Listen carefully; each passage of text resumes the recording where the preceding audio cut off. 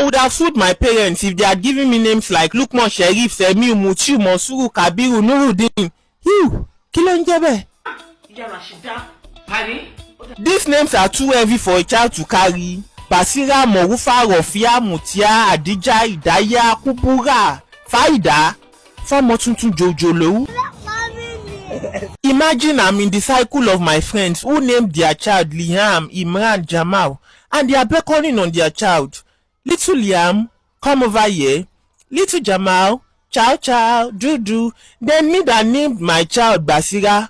Little Basira, little Lukman, little Mutiu, come.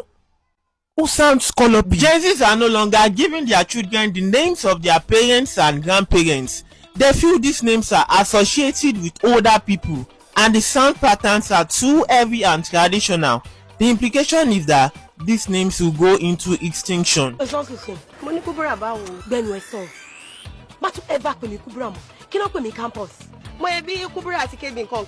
Chronologically, the trend has now shifted into more fashionized names. The Gen Zs now prefer lighter, smoother, and more melodic names. Interestingly, these new Arabic names fit neatly into the English phonology. You will hear names like Kashaf, Liam, Jamal, Imran, Shakal.